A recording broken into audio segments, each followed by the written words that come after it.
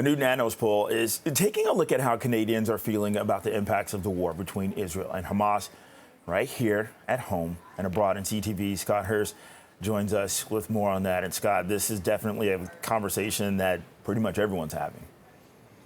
Bakari, the Canadian government is facing increasing criticism right now from people particularly who have friends and family in Gaza, as hundreds of other foreign nationals have been able to get out of that region, but so far no Canadians. In the meantime, this Nanos research poll is focusing on what Canadians are thinking and feeling back here at home as this conflict is now getting close to the 1 month mark. Let's dive into the numbers and really give you a snapshot in terms of what Canadians are thinking about this conflict and how they're feeling about this conflict abroad and back here at home. The new survey from Nanos shows more than half of those polled said they were concerned about the conflict spreading to other countries in the Middle East.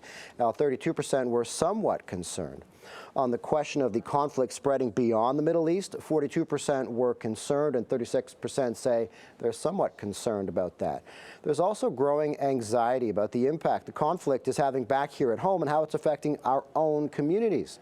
Nearly 70% of those polled are worried to a varying degree about a rise in hate-motivated incidents here at home in Canada. Meanwhile, a majority of Canadians believe the feds should bear the cost or part of the cost to bring back Canadian citizens living in the area. As I mentioned, Bakari, growing criticism for the Canadian government in not being able to get Canadians out. The Rafah border crossing has now been open for 3 days, and there have been hundreds of other foreign nationals who have now been able to get out of Gaza through the Rafah border crossing into Egypt. And so far, according to Global Affairs Canada, there have been no official reports of Canadian government being able to get the more than 400 Canadians out of that region and back to safety. Bakari, we'll send it back to you. And that's CTV's Scott Hurst. Scott, thank you.